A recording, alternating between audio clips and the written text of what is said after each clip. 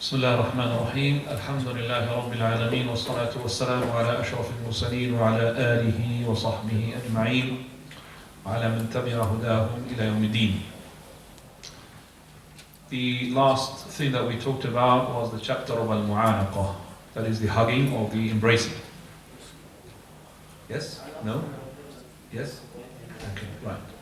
And it was the hadith that we talked about was 970. Yes? And 970, that's the one we have described. And the Imam al-Bukhari rahimahullah, in his book Adab Al Mufrad, he's going to now talk about all the etiquettes of when a person meets another person.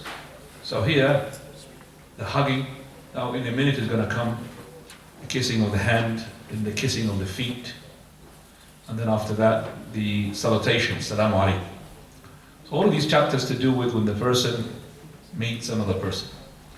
We have said that al-mu'anaqa, the embracing, is not something to be done every time that you meet a brother, but it is something that is being done to a person who comes from a travel, or somebody who hasn't seen for a long time. I've been asked, maybe after the class, but I'd like as well to remind those who come to the class, regarding the hugging of the Eid, after the Eid prayer. And I said, as an answer regarding this issue, that you do not initiate the hugging, but if it takes place, then you let it go. For Imam Ahmad was asked regarding this issue, he said, if somebody hugs me, then I will go ahead, but if he doesn't, then I will not initiate it. To understand that this is not part of the sunnah. Hugging a person, it is not part of the sunnah when it's after the Salat al-Eid.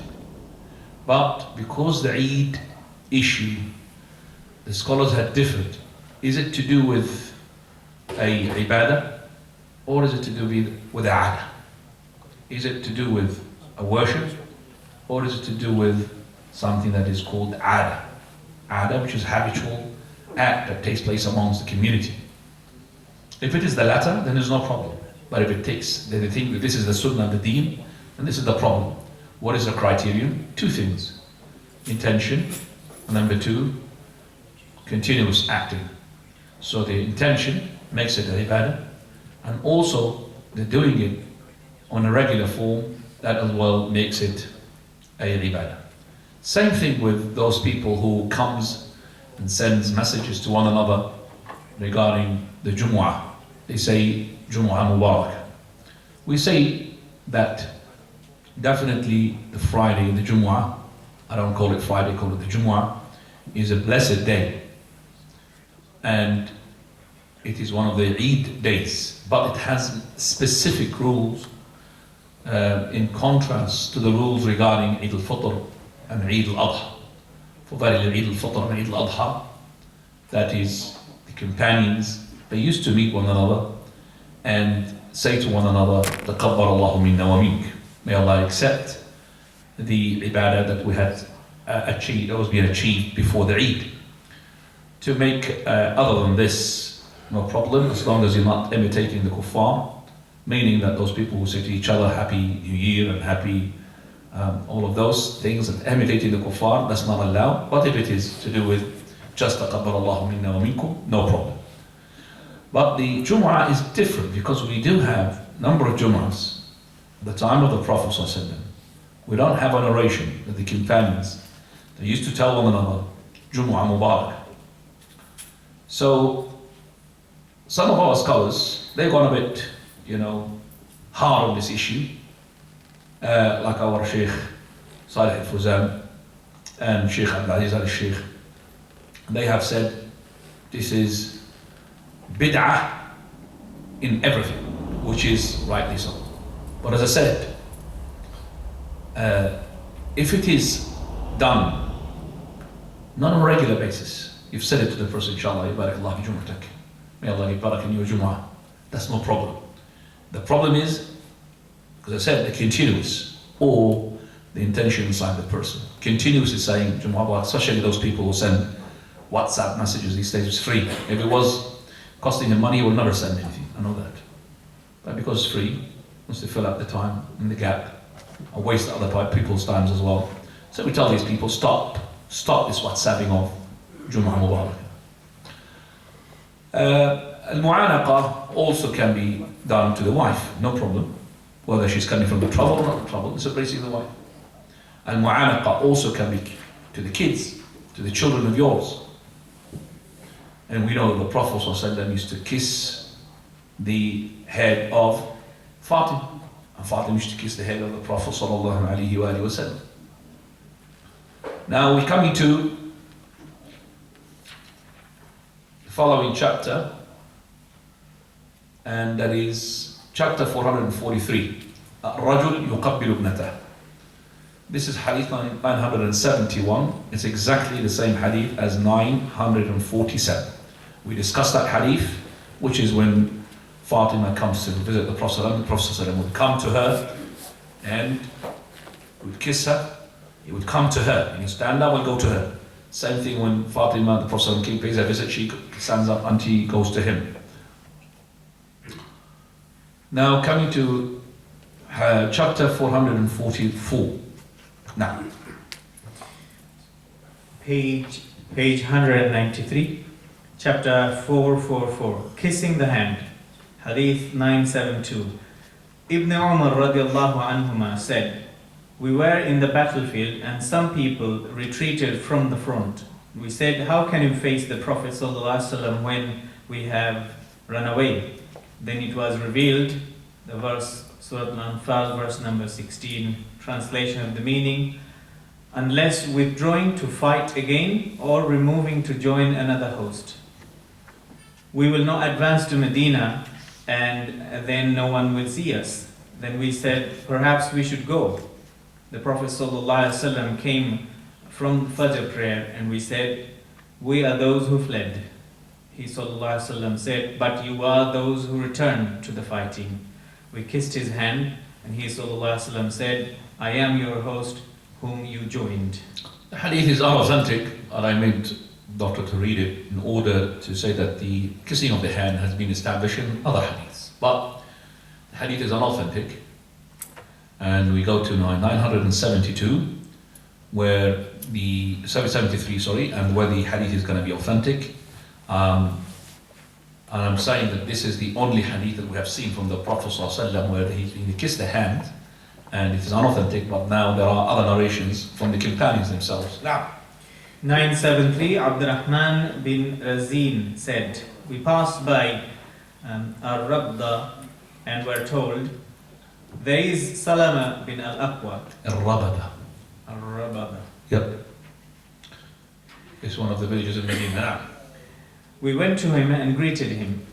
Then he held out his hands and said, with these two hands I offered allegiance to the Prophet of Allah sallallahu alaihi wasallam. He held out his palm as massive as the palm of a camel, and we rose and kissed it.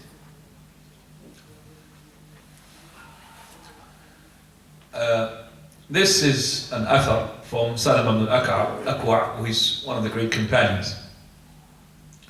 They came to give him a visit to show you that they are eager to be with the companions of the Prophet sallallahu alaihi wasallam.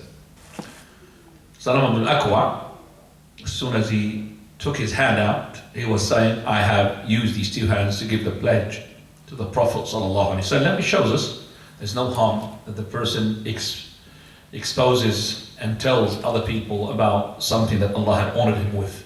Like Abu Hurairah radiallahu anhu, when he said that hadith of the sincerity of those three people whom the fire will be set ablaze with, he said, I'm going to tell you a hadith which nobody had heard it except for me from the Prophet ﷺ. Now that is not being sort of arrogant or being conceited or showing off, but actually it is to express your gratitude to the Lord, the Mighty Subhanahu wa Ta'ala, for this blessing that Allah blessed you with. So here he is expressing his gratitude to the Lord that Allah Azza wa Jal had adorned his hands by the pledge of the Prophet ﷺ. So he took out his hand, and his hand was big. And the description here is from Abdul Rahman ibn Razin. You see Abdul Rahman ibn Razin, yes? Yeah, Razin. That is, they took the hand, and the hand is equivalent to the feet or the palm of the camel. And shoulders as well. That is not taking the mick or scorning at the companion, but it's describing that the hand of this companion is, mashallah, good, big. The same thing when the person who had come to the Prophet ﷺ in order to say to him, the Messenger of Allah, did you forget about the prayer? He's called Dhul Yadayn, the two hands. So it's not actually belittling him or scorning at him, it's describing a fact. And the Prophet ﷺ, he used to call as well one of the children, Ya Dhal Udhunayn, the one with the two ears. Whether their ears are big or small, Ya Dhal Udhunayn, as long as it is not really being used to be bullying that person. As soon as he had pulled his hands out, they kissed him. They kissed the hand not because he had given the pledge to the Prophet ﷺ with it, because that means that the kuffar could say, by the way, I have touched the Prophet ﷺ and I shook his hand. Would they kiss his hand? No, they wouldn't kiss his hand. It's not because he had touched the Prophet ﷺ or shook his hand, the Prophet ﷺ, it's because he's a companion. And a companion is a prince, basically, he's a scholar. We do have lots of athar from the companions. We don't have hadiths from the Prophet ﷺ.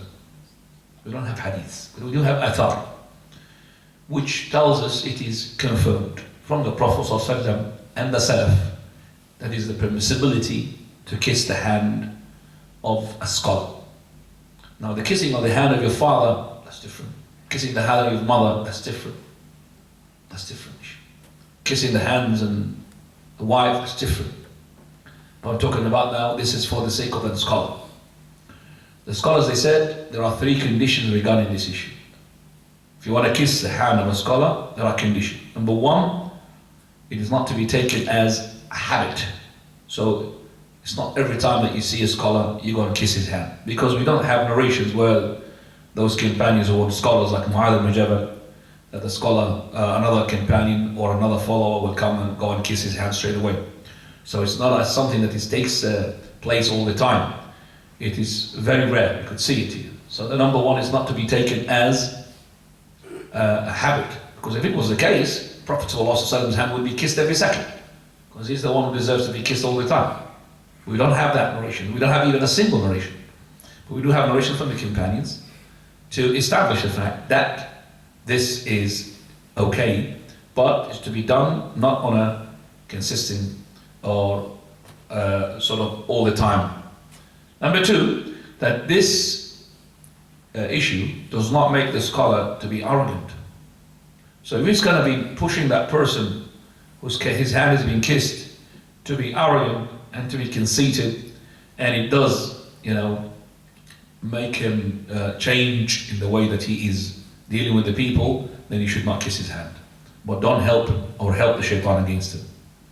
And the 3rd issue, that this issue should not be a substitute for the musafaha, which is the shaking of the hand. That is, the hand to shake your hand, the hand of the brother. Because we said from the previous chapters, shaking of the hands, if you remember, before the embracing, shaking the hands, that is, would shake off the sins, just like the tree shakes off its leaves. So don't make that fact, that kissing of the hand, to take away the sunnah, which is shaking of the hand. The sunnah, shaking of the hands. As for the kissing of the hands, different. It is done rarely, not all the time, to a person, okay, who is not going to be feeling arrogant if he does it, and not regularly. Those 3 conditions. And from the signs that this person is violating, the first condition is that you see some of these people, they will stretch the hand already to their murideen, to their students, the ones who are the followers. They stretch the hand straight away. And from the violation of the second condition, that it will lead to their arrogance and to feel that they are different, that those people, if their hands have not been kissed, then they'll be upset. They'll take, stand, why didn't he kiss my hand? SubhanAllah. And we've seen that, even they will not even talk to him. So if those conditions have been fulfilled, no problem. And as I said, I think I've said that when I tried to kiss the hands of the Shaykh al-Albani rahimahullah, he was so powerful, he pulled it away from me, and I saw this Shaykh, but you told us that kissing the hand is allowed if it's a scholar. He said, a scholar. A scholar, not me. He just said that the word is a scholar, and then he left it like that. And wallah, he's a scholar, rahimahullah. Right, now we're coming to chapter 445. What was it? Oh, sorry. 974. Thabit said to Anas radiallahu anhu, did you touch the Prophet sallallahu alaihi wasallam with your hand? He said yes. So he, Thabit, kissed it. 974 is to be unauthentic. I just put it there and didn't see it. Yes, 974 is unauthentic.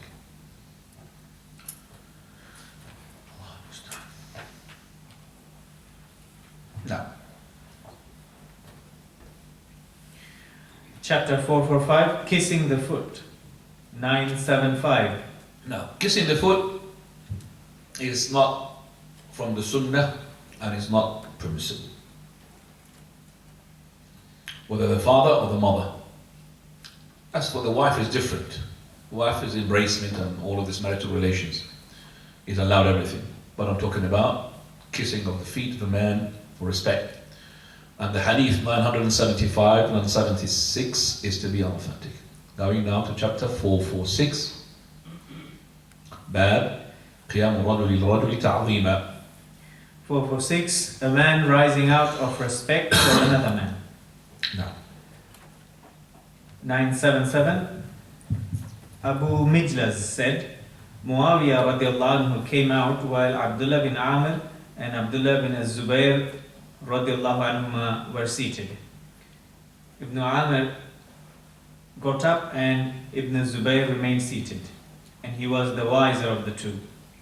Muawiyah radiallahu anhu said, the Prophet sallallahu alaihi wasallam said, whoever likes to have the slave of Allah stand up out of respect for him will take his place in the fire.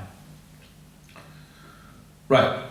Again, the hadith just of the Prophet ﷺ, he said, Whoever likes to have the slave of Allah stand up out of respect for him will take his place in the fire. take his place. Okay, let me just translate in a different way. Okay. عن أبي مجلس, he said that Muawiyah ibn Abi Sufyan رضي الله عنه وأرضاه. Muawiyah ibn Abi Sufyan is a companion, and he is the scribe for the wahi. And the Prophet ﷺ used to call him to write the Quran and also to write other issues. Ibn Abi Sufyan radiallahu anhu, he is the maternal uncle of the believers because he is the brother of Habiba, happens to be the wife of the Prophet ﷺ, and he's the mother of the believers. So he is the brother of the mother of the believer. It makes him the maternal uncle, Al-Khal. Ibn Abi Sufyan has been described by the scholar Abu Tawbat al-Halabi rahimahullah from the Fiqat that he is Sitru al-Sahaba. That is, he is the seal for the Sahaba. If any person wants to insult the companions, he would start with Muawiyah. When he takes the sitr, the barrier, and it's easy for him to go to the rest. And after Muawiyah, he would go to Amr ibn al-As. Then after Amr ibn al-As, he would go to Uthman. Then after that, to Umar, and then Abu Bakr. Those are the ones who were insulting the companions. So Muawiyah ibn Abi Sufyan radiallahu anhu is a companion. The Bilad al-Sham used to love him so much. And that is why they gave him the bay'ah straight away at the time of Ali ibn Talib radiallahu anhu, and when he was having the bay'ah himself. So there was two bay'ah. Bay'ah in al-Sham and bay'ah, a pledge also in Medina. Abdullah ibn Amr and Abdullah ibn Zubayr. Abdullah ibn Zubayr is a companion. He is a companion, and he is the one who was born in Islam. His father is Zubayr. Now when Muawiyah ibn Sufyan left and Abdullah ibn Zubayr, Abdullah ibn Amr, they were sitting, Abdullah ibn Amr stood up where Ibn Zubayr sat. So as soon as Muawiyah had entered, Abdullah ibn Amr stood up and Abdullah ibn Zubayr stayed sitting down. And Ibn Zubayr, Abdullah, he was more sedate and prudent than Abdullah ibn Amr. So Muawiyah radiallahu anhu, he said, the Prophet sallallahu alaihi wasallam said, he who likes the slaves of Allah, means the people, to stand up for him, then let him prepare himself a house in the hellfire. He who likes that the slaves of Allah, that means the people, to stand up for him, then let him prepare himself a house, that is a seat in the hellfire. Now, what does that mean? It means Mu'adh ibn Sufyan radiallahu anhu, instead of saying to him, sit down, he's saying to him, by your action, the way that you are doing, the way you are now the one standing up for me, you are putting me in the line of that hadith, which is a warning hadith, that those people who like people to stand up for them, then let them prepare themselves a seat in the hellfire. So you are saying to me that I would like you to stand up for me, which I don't. So we learn from this hadith a number of issues. We learn that, first of all, that we should not stand up to the person if he comes in, unless you want to meet him as a guest, you want to open the door for him, that's something else. Also, we should not stand up for a person even if he does not like it, because Muawiyah does not like anybody to stand up for him, but that person stood up. So that means even we are sure that this person is not going to go weird or not going to go arrogant, we should not stand up for him. Because the hadith of Anas, he said, the Prophet ﷺ, he was to be the best, and we don't see anybody who deserved to have a standing ovation to stand up for him, but we don't stand up for him because he hates that. So we say that this chapter is linked to the following chapters previously, 428, 429, and 435. Those three chapters, all of them talks about the same issue. Because we talked about it before. Not this hadith, we talked about the chapters.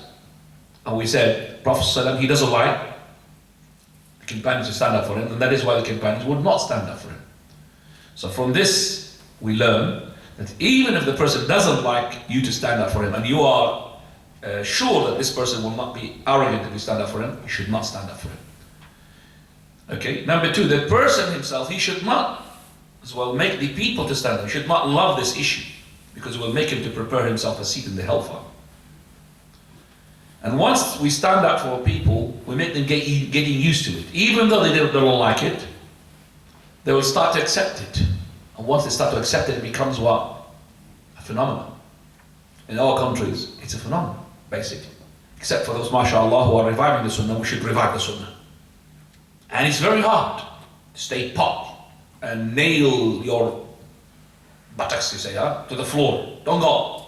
Because you read, what he's going to say about me? Well, don't.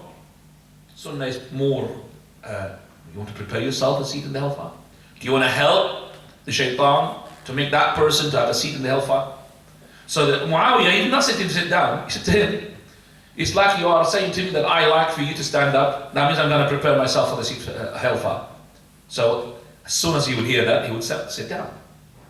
So he's not going to make him to prepare himself a seat in the hellfire. You're even helping him. Even Muawiyah doesn't like it, but you are pushing me to like it by doing this. And that is why we have now at the moment amongst the people, there are ranks. There are classifications. The person who is known, if he comes in, everybody will stand up for him. The person who is a floor sweeper, not known, nobody will stand up for him. Nobody will stand up for him. And Imam Ahmad and all the Imams, they were so strict regarding this issue.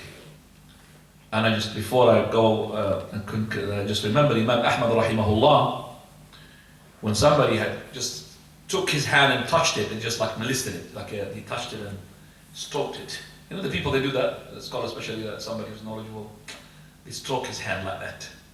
So straight away, Imam Ahmad, he said, why are you doing this? Where did you take this from?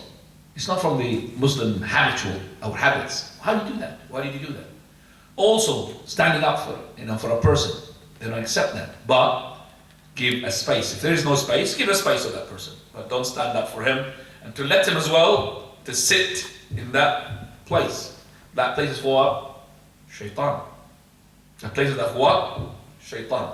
And that is why Hadith Abdullah ibn Umar, he said, لا يقيمن Rasulullah, he said, لا يقيمن رجل رجل في المجلس. The person should not stand up for another person to give him the seat. ولكن يفسحه في المجالس. But make a space by moving and give a space. But don't stand up and leave a space. And that is why the companion, as soon as somebody gave him that space, he said, don't sit down there. This is Majlis Shaitan. This is what? Shaitan means Shaitan. If you sit there, the Shaitan will say to you, look, people are, mashallah, respecting you. That is why he's giving you the nice place. That is why. So this place of Shaitan. Shaitan will play around you. We have lots of stories regarding this issue. We have one of the great Ubbad, Ali ibn al-Ja'd. He said, verily, one day I was in the presence of Al-Ma'mun, the Khalifa. And the Ma'mun, he had been calling some merchants who are selling things. And he was bargaining with them. So, as soon as he left the Ma'mun, everybody stood up. Except Ali ibn al-Ja'd, he's one of the, as well, the merchants, he was one of the sellers.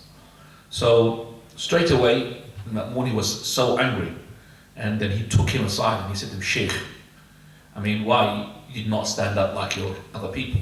He said, verily, I have given you respect, O leader of the believers. The Khalifa is called leader of the Amir al-Mu'min. I gave you respect because I heard the Prophet ﷺ said, قال من سره أن يتمثل له الناس قياما فليتبوأ مقعده من النار. He who is pleased for the people to stand up for him, then let him prepare himself a seat in the hellfire. Straight away, Al-Ma'mun was impressed with that. And not only that, he said that leave all these sellers and buy from this guy. He commanded the soldiers to buy from him with 30,000 dirham from that merchant. Because of he had applied what? The sunnah. Because Allah subhanahu wa ta'ala said, وَمَن يَتَّقِ اللَّهَ يَجْعَلْ لَهُ مَخْرَجًا وَيَرْزُقْهُ مِنْ حَيْثُ لَا يَحْتَسِبُ. He who fears Allah subhanahu wa ta'ala, He will make him a way through. And He will give him provision, rizq, from sources that he never thought of. So this Ali ibn al-Ja'd, maybe he was not as good as them in presenting his goods, but he presented the spiritual goods. He did not stand up. And it's really hard when you have a king or a Khalifa, the leader of the believers, and Ma'mun at that time, he's not a mighty Khalifa. He's the one, you remember his story with Imam Ahmad. So he's to torture people. Everybody's scared of him. So this person sat down, and then Ma'mun, he wanted to see, why didn't you stand up? That means that you're revolting against us? You're not seeing our bay'ah? He said, no, but ashfaqtu ala amir al-mu'minin. I was really sympathizing with the leader of the believers. I don't want you to be in the line of that warning of the Prophet sallallahu alaihi wasallam. That is, he who likes people to stand up for him, and let him, what? Prepare himself a seat in the hellfire. Also, we have a story which is Ahmad ibn Ali al-Basri, and this is a story as well, a great story which is mentioned with authentic, that Al-Mutawakkil is the other Khalifa, had sent to Ahmad ibn al-Adl, one of the Ubbad and the scholars. This person had come with other scholars. Then as soon as the Mutawakkil came inside, all of them stood up except Ahmad ibn al-Adl, the scholar, this Abd, did not stand up. So he was talking to the persons and the people, the soldiers beside him, Al-Mutawakkil. He said, I believe that this person does not see that our pledge, our bay'ah, is valid. That means he's not really making our bay'ah, he's not really accepting me to be a Khalifa. They said to him, no, leader of the believer, I don't think so. They say to him to apologize on his behalf. I think there is something wrong with his eyesight. That means he didn't know that it was you. You came in. So Ahmad al-Adl was listening. He said, no, there is no wrong. There's nothing wrong in my eyesight. But I heard the Prophet ﷺ saying, he who likes the people to stand up for him, then let him prepare himself a seat in the hellfire. So Al-Mutawakkil straight away stood up and sat beside him, beside that scholar, to show you that the Khulafa at that time, they were just. So they left everybody and sat beside him, because he's helping him. He's actually telling him that this is the hadith, this is the sunnah of the Prophet ﷺ, and I'm applying it. Umar ibn Abdul Aziz, which well known to be the 5th Khalifa. We're not saying by the 5th Khalifa cancelling the Khilafah of Muawiyah, but we're saying that it's because it is so close to the Khilafah of Umar ibn Khattab radiallahu anh. And he is from the relatives of Umar ibn Khattab radiallahu anh. Umar ibn Aziz, he came out while they were waiting for him on the day of Jumu'ah. And when we saw him, straight away, we stood up. So he, Umar ibn Aziz, rahimahullah, the leader of the believers, he said, when you see me, don't stand up for me. For verily, give me a space. Tawassa, that means if you want me, make me sit. And he's a Khalifa. Don't give me like stand up for me. Just give me a space and I'll sit down. And subhanallah. For this hadith, we have learned, number one, that the person should never love other people to stand up for him. Because if you do so, then you have to prepare yourself what?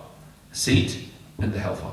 Number two, we've learned that the person himself should not stand up for that person to help the shaitan against him, even though that person doesn't like you to stand up for him. Because by time you can get him used to it and he likes it. So that's another issue as well. We have learned it. As I said, it's a disease in our countries. Maybe it's in this country they don't really have it. They don't have that custom. But in our country, the person comes in, especially with a sheikh, or the Somalis here. The sheikh comes in. How many people should stand up for him? Well, the Somali brothers. Should stand up for him or not? And he says, yeah. Somebody says, no. You don't stand up for him? Your sheikh is not mighty in him. So the head of the tribe, if he comes, he shouldn't stand up for it. Everybody will stand up for it. The sheikh is there. Yeah. Clear, inshallah.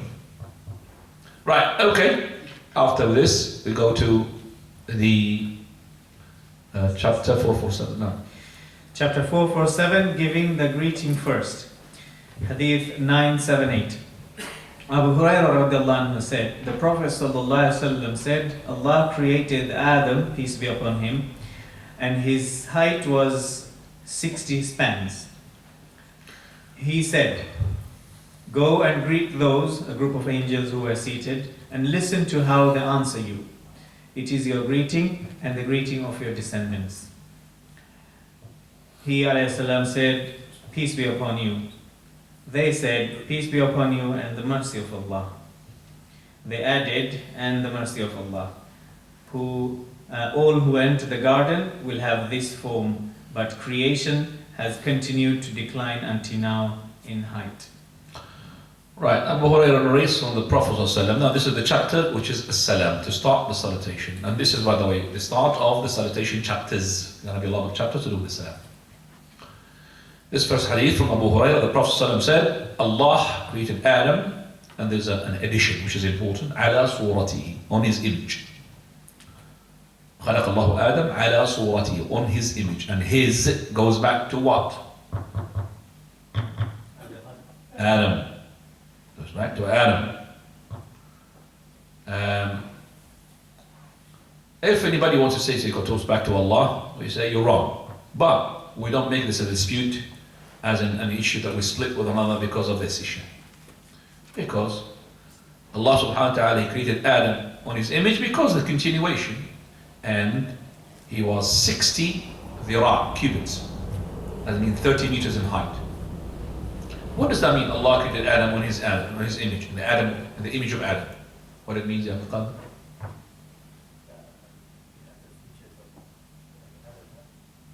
Allah created Adam on the features of Adam. What does that mean? Does it make sense? Abdurus. SubhanAllah. Abu Musa, tell them. Huh? Yeah, Shakil. Well, go. That means he did not go through the stages of development. He's not going like for fetus. Write that down, please, because you have to really make sure that you understand the hadith. It's important. It's hadith of Aqidah. So that is, he was created in one shape, one go. He's not like us. We go from the fetus into clot, and from the clot into chewed, and then bones, and then skin, and then. No, he created in one go. 30 meters high, and then he created the soul for him, and he put the soul into him, and then he became Adam, the alive Adam alayhi salam.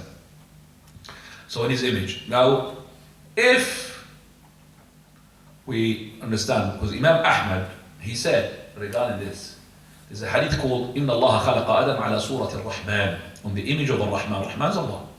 Now that hadith is unauthentic. But we say, there is Imam Ahmad saying, he who negates the image, then he is Jahmi.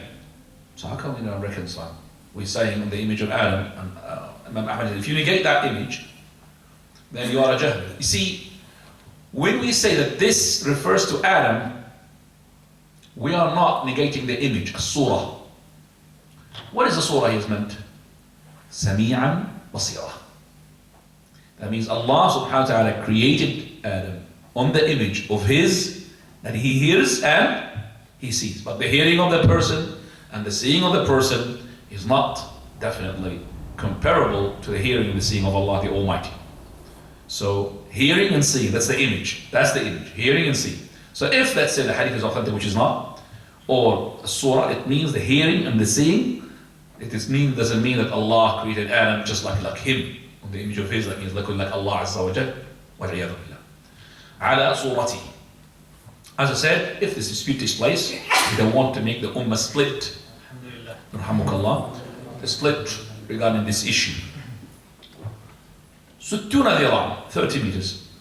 And we're going to enter paradise with this height. When we enter paradise, we're going to have the same height as Adam alayhi salam.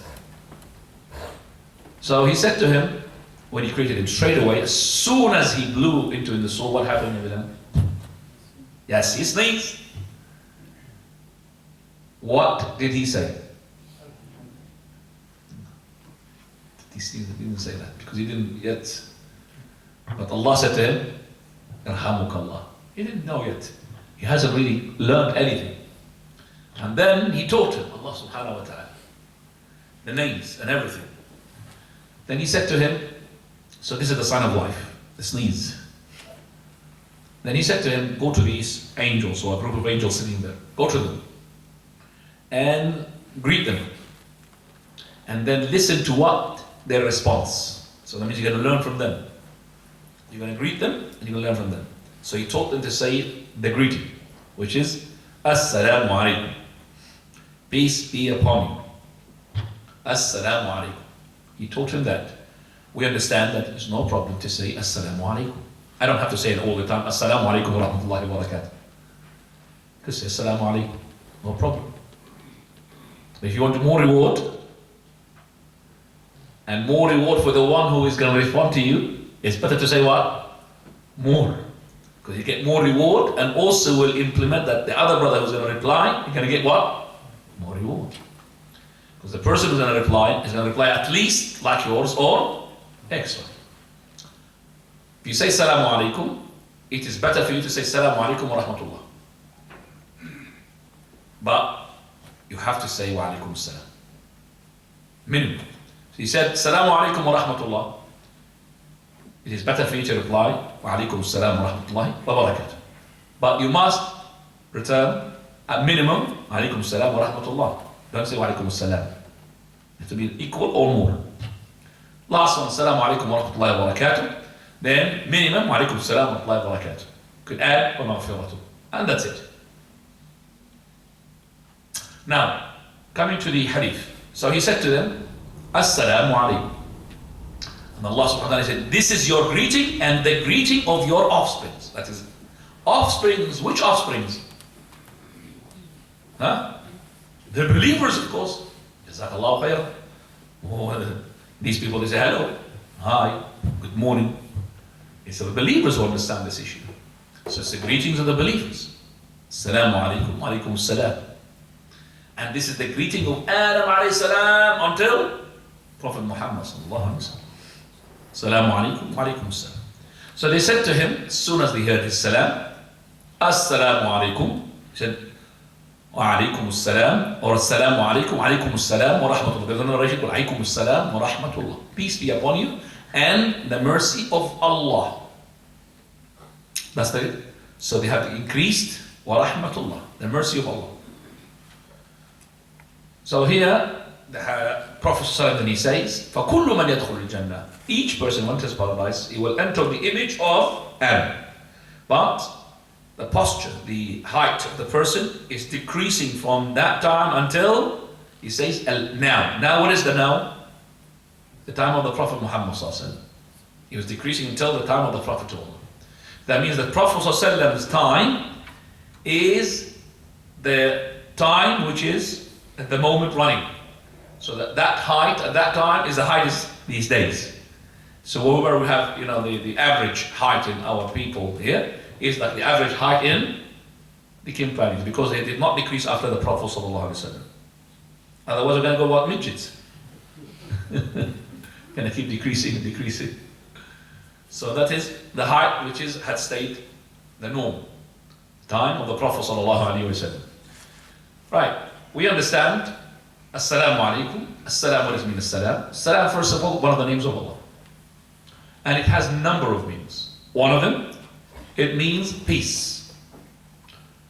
Also it means, that is, may Allah save you from the harms. Salama. Salam and salama. So that's another meaning as well. And it means, that is, may the health and safety, the health would be with you. That means may Allah make you healthy. Or make Allah subhanahu wa ta'ala the peace with you. And the name of Allah, As-Salam, the peace. One of the names of Allah. So when we say to the person, Allah ma'ak, may Allah make Allah with you, that means Allah protect you. That means Assalamu alaikum. So Assalamu alaikum is a word that we're going to see later on is so important, that is, it will be a word that will bring affection and love between the people, and it will make you to enter paradise. And this is what the Jews, they envious upon, which is what? Salutation. You're going to see that, don't worry, don't write it down, because we're going to come to that hadith. Salutation. They envy us because of salutation, because it brings love. And the envy us, what is the second one? The Ameen. Because it's ibadah, a prayer. So spread the salam. And I'm seeing that the brothers are stingy with the salam. The one who starts the salam is more rewardable than the one what? Than the one who replies. Even if you reply more and you get more reward, but because you have the initiative, then Allah subhanahu wa ta'ala is your protector, as we're going to see. So Abdullah ibn Umar, as soon as he sees a person, he's the first one. Salaam alaikum. Before he says that, Salaam alaikum.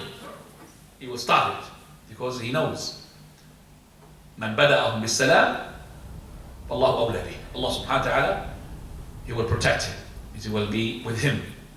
So start the salutation. Don't be stingy. Allah subhanahu wa ta'ala, He says in Surah An-Nisa, وَإِذَا قُيِّيتُمْ بِتَحِيَّةٍ, that is, if you've been greeted with a greeting, فَحَيُّوا بِأَحْسَنَ مِنْهَا أَوْ, then give the greeting back, then greet him with better, or at least send it the same. Return it with the same. What time is the other? 24. Jazakallah. Right. 448. 448, to disseminate the greeting. 979. Al-Bara said, the Prophet ﷺ said, spread the greeting and you will be safe.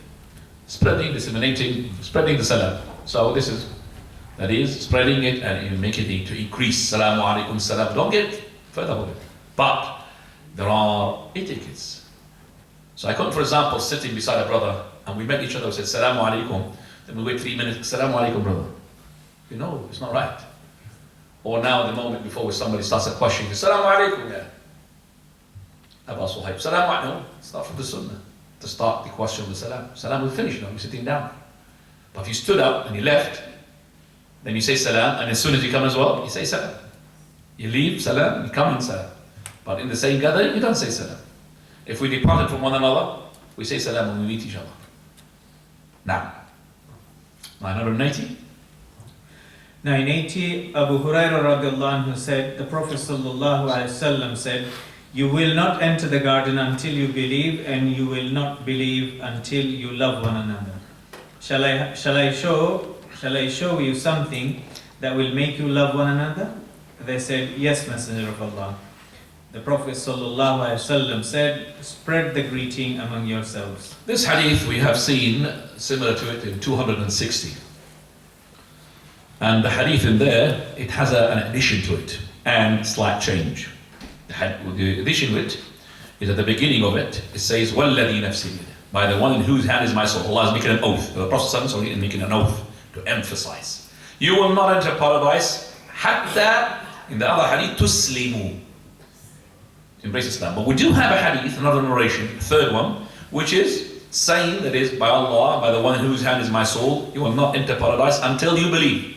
So until you believe or you become a Muslim. It's two narrations correct. And there's another hadith, which is the fourth narration, where the Prophet ﷺ in Sunan al-Tirmidhi, he started with the following. دَبَّ إِلَيْكُمْ دَاءُ الْأُمَمِ قَبْلَكُمْ. That is, the disease of the nation before you had struck you. قال الحسد والبغضاء. That is envy and malice and hatred. إنها الحالقة. Verily it is the shaver. لا أقول تحلق الشعر. I don't say it will shave the hair. ولكن تحلق الدين. But it will shave your religion. وَالَّذِي نَفْسِي بِيَدِهِ. By the one in whose hand is my soul. That is, you will not enter paradise until you believe. And you will not believe until you love one another. And shall I inform you of something that if you do it, you love one another, then disseminate the salam. Right. Here, the importance of the salam is that it was from the reason that it will take away the malice, because it brings love, and it takes away the envy, because the salam is like saying, MashaAllah, Salamu Alaikum.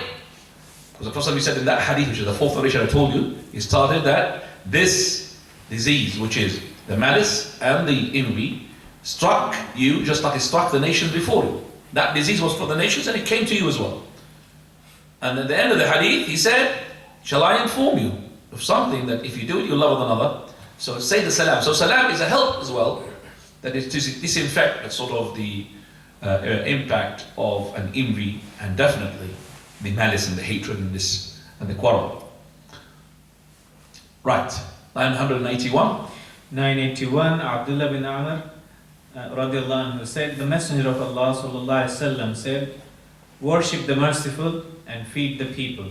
Spread the greeting among yourselves and you will enter the garden.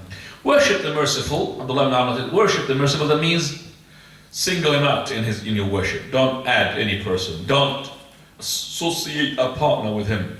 And the ibadah is a collective name that collects all what pleases Allah subhanahu wa ta'ala from the sayings and from the actions, whether they're inner or the outer, whether they're inward or the outward. All of that in the word ibadah. So, Ubudur Rahman. وَأَطْعِمُ الطَّعَامِ, and feed those people. This is beside the zakah. He's not talking about the zakah here. He's not talking about the compulsory act. Feed the people, that means in terms of the sadaqah, in terms of the hospitality, and in terms of the gift. All of that as well within وَأَفْشُ السَّلَامِ.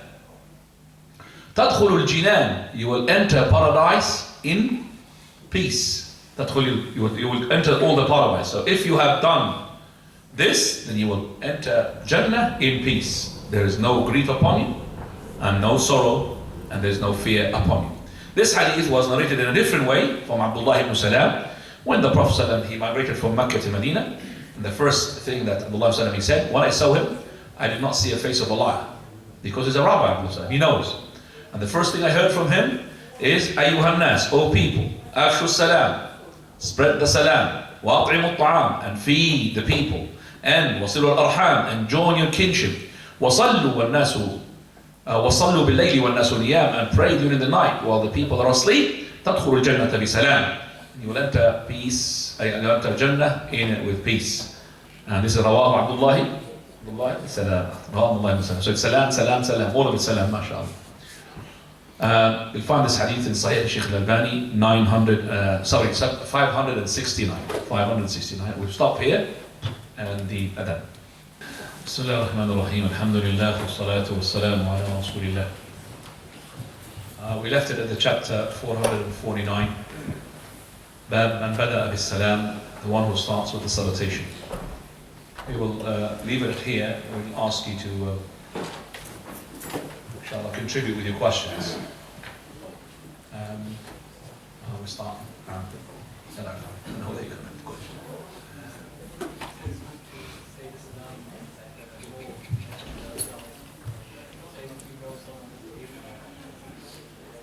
A person who knows a person who does not give back more, shall I give him the minimum salutation? I would say you teach him. Give him the salutation, Assalamu alaikum. And he would return alaykum as-salam, and then teach him that, you know, if I say salam alaykum wa rahmatullah, you have to say alaykum as-salam wa rahmatullah. That is, and then it's better for you to add if you want, but at least you do that. So teach him, but you start with the salam alaykum. And he's not sinned, by the way, if he did not say and repeat the salam because of his ignorance. Now, uncle, father.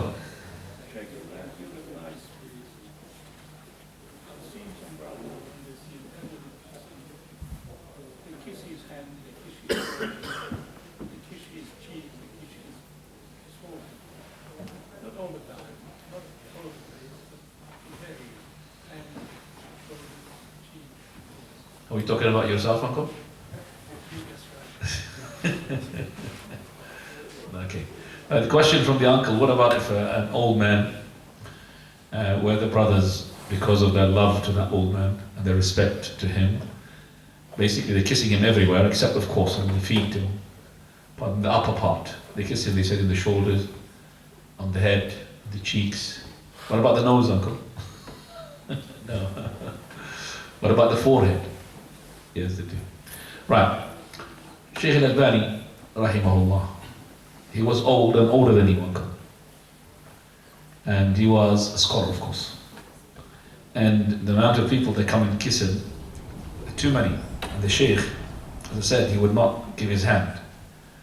But there are people who comes from Najd, Saudi Arabia. They would kiss him on the forehead. Now he does not pull his head away. But he would say, bid'atul najdiyya. Najdi bid'ah. And he would not pull his head away. Because he knows that these people, they've taken it from a custom. You know, there's a customs there. You know, Emirates, they kiss the nose with the nose, you know. They put the nose on the nose, they're touching. That this is their customs. So just like the Yemenis brought the musafaha, these people brought the nose to the nose. But the musafaha was confirmed by the Prophet ﷺ, when the nose was not confirmed. Maybe it wasn't at the time of the Prophet ﷺ. I would say, uncle, be patient with them who are doing this, as long as they don't really do like the stroking. You know, the stroking, they take it from your barakah. Like the, you know, a person who takes a stroke in a person trying to take from his barakah. That's not. If they think that you are having a specialty, then which I don't think so, then you will tell them that, brother, you know, I'm not a holy man. If you have seen the haram imams, when they leave the haram, they have bodyguards with them. It's not because the bodyguards protect him only. It's because actually of those people who wants to touch him. They want to grab something from him. Maybe his perfume, maybe his barakah. They think, oh, I touched the imam of the haram. That's it. So that is why he has got these bodyguards. But if he left himself, believe me, he would be like he would be like a god, being prostrated too, basically, by those people who are ignorant. Now, even though maybe they come from a branch where they call these people Wahhabis, but these are different Wahhabi, this one. Imam al-Haram is a different person. Now, تفضل.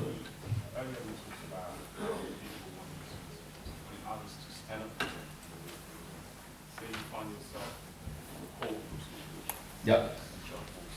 Yeah. I think we've answered this question before. Come to the classes, you will know. To answer the question, as I said, each person different from another person. We can't give a different, judgment. Regardless of that court, you could have a reason for not standing up. Before you go to the court, there's a person who will meet you. If you are the defendant or whatever, you are the witness, you would tell them that I can't stand up.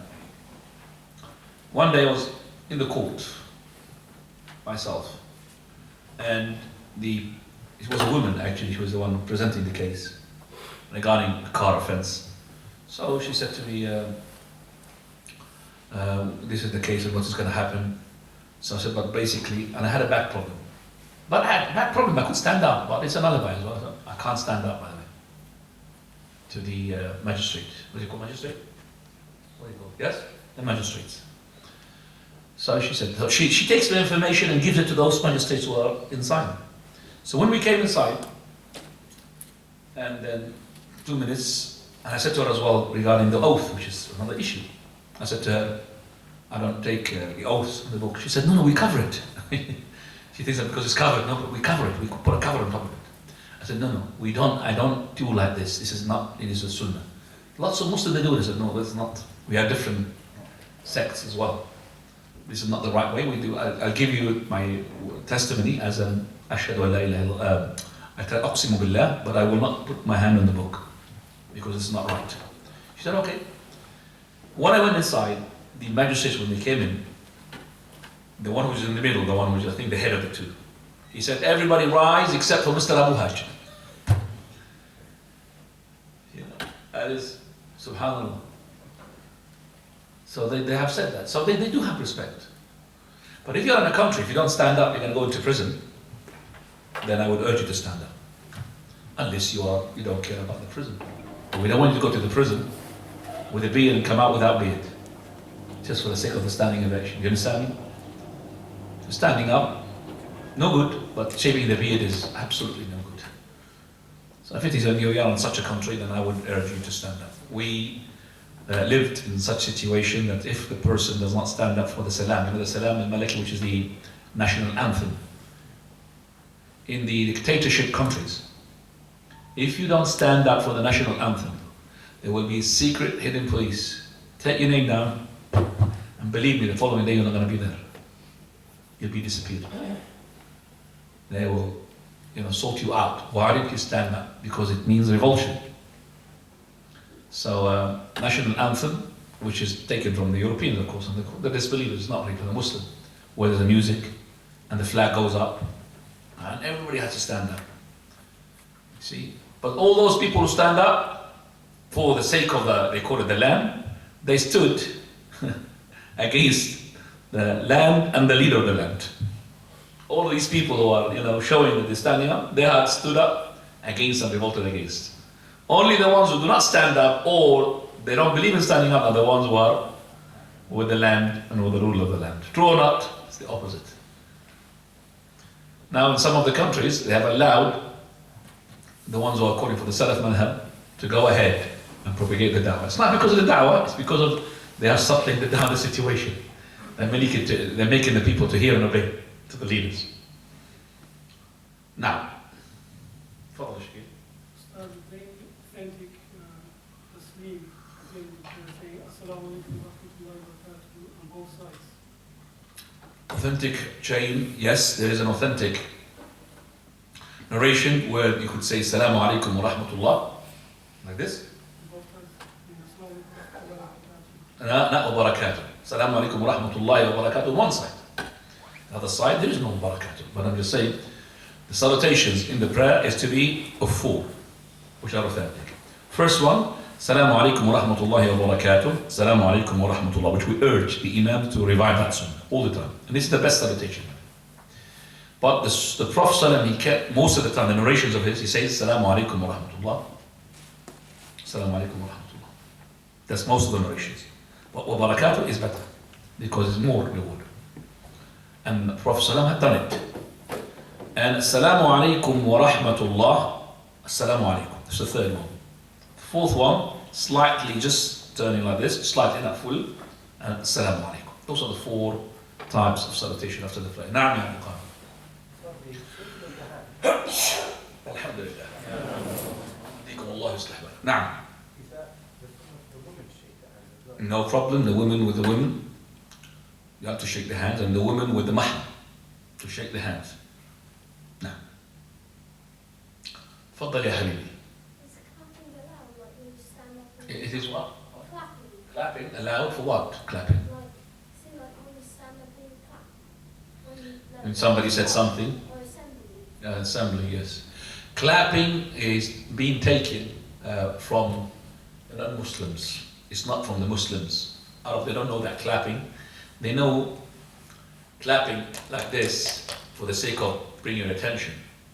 And that is when the hadith of the Prophet ﷺ, he said, the women, they clap. Clap if they mistake the imam, for example, did the ruku' instead of sujood, or sujood instead of ruku'. So that's the clapping. But this doesn't mean that women should do like this to the imam, take her hands out. That's not right. So the clapping, well, no. That clapping, which you have seen it, when somebody says a nice word or standing ovation is got, they clap for him. That is not known from the etiquettes of the Muslims, so we don't really participate in such an issue. Now, So they found while cleaning the garden, it seems like an amulet or tawiz. How shall we dispose these things?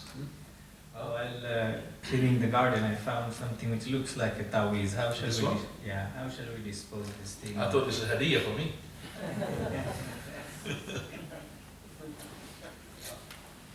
So you didn't open it? Yeah. How do you know it's tawiz? Because I've seen in a person who is from a mother who has a pirsa who used to have it. Right, those tawiz. Now, what you need to do, if you want to disinfect it, or you could say finish it totally, bring a blade to cut it. Cut them while you're reciting the quls. قُلْ هُوَ اللَّهُ أَحَدٌ قُلْ أَعُوذُ بِرَبِّ الْفَلَقِ قُلْ أَعُوذُ بِرَبِّ النَّاسِ, and blow it. And cut it, and then you're going to find a piece of paper. That piece of paper is going to have definitely numbers, plus some words. Then words, they could be verses which are mixed together, but definitely the numbers here which are istighathat, that means they're calling upon specific jinn, and they put these in numbers because they don't want to show to the people their reality. What do they do? Shirk. And this is ta'weez being put here, has been sent to a person to put it on his neck, or to be... I don't know, I just found it and I thought we shared how to dispose. I'm not scared to hollow it, fold it, but I will be worried about inside. That is because it's old gloves. It could be, we don't know what's going to be put inside. Some people put, usually they don't, but it could be men's blood, it could be anything. So I will put gloves just for the sake of that, but you cut it inshallah. If you're not really bothered about it, what is it in your place? So, In my garden. okay. And those things as well, you could burn them, but some of the magic, which I don't think it is maybe, but is attached to the smell. So when you set fire into it, you inhale that smoke, that as well affect you. So you have to be careful with that. So I would say cut it and isti'adha, and that's it. Isti'adha, and then burn it. You could burn it, or you could soak it, or you could bury it. But as long as you cut it, because with your isti'adha, you're blowing into it, you are malfunctioned. We blow and then recite. You always recite, keep reciting when you do it. Keep reciting and then blowing, recite and blow. Now, don't be worried as well. Okay, keep that your hadiyah. A place in hellfire, a seat in a hellfire, a house in a hellfire. Is all of this mentioned? Yes, bait and the beauty. Yes, bait. Just like you have a palace in paradise, you might have a shed as well in the hellfire. Yes, you do. Because you know for a fact that we know that the zuna, the fornicators, they are in what? And a big jar, like a big furnace. It's a house for them. And those people who are, for example, they are taking the river, they are in the river being chucked with a stone. So they have different places where they're going to be tortured. The ones who break their fast from Ramadan, they hang like the sheep from the hamstring, upside down. So they got all their place as well, like an abattoir in the hellfire. Now, Advice to brothers who have daughters who are 3 or 4 or 5 years old and they make their friends shake their hands. So brothers who have daughters who are 3 or 4 or 5 years old, they meet their friends, they make them shake their hands with the young girls. you mean the non-mahram? Yeah, the non-mahram. The question between the friends, I don't know. The non-mahram. Is it okay for the person to make those children being shaking their hands of little girls? How little they are. So for example, it's a baby, 2 years, you could kiss her, you could cuddle her, no problem. Because the Prophet ﷺ used to be brought children, boys, and they used to put them in his lap. Okay? In his lap. And he's a child. The Prophet ﷺ used to be brought as well girls, he would hold them. So the same thing which happens to the Prophet happens to us, but as long as they are young. So I would say when they are 3 years old, not to distinguish, no problem, even that person could kiss them their head and kiss them, because if he's not, a'udhu billah, a pervert person. But when they grow up, when they can distinguish, we don't advise the person to make them even mix up with men. We advise them to make them to dress up, to be prepared for the dress of the Islamic from their youth, and as well to be segregated as much as he can. Not to be strict, but at least to teach them. Our Sheikh Al-Albani saw one day a girl, my girl actually, and she was not covered with her dress up to the knees, up to the ankles, but actually halfway. And she's about 3-4 years old. So he said, "What is this?" I said, "She's got no awrah." I said, "Yeah, Sheikh, that's what we thought." And it's not me, it's the mothers. Like we said, like Abdullah ibn Umar, he said, "Ghalabuna nisa," the women are stronger than us. And you remember who had said to him, "I would wish that anybody would say that except for you." Adab Al Mufrad, he said to him, "Not you, Abdullah ibn Umar. Women can beat you and defeat you."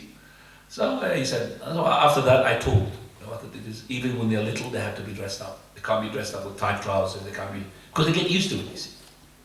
Now, وَسُبْحَانَكَ اللَّهُ بِحَمْدِكَ أَشْهَدُ أَن لَا إِلَهَ إِلَّا أَنْتَ أَسْتَغْفِرُكَ وَأَتُوبُ إِلَيْكَ.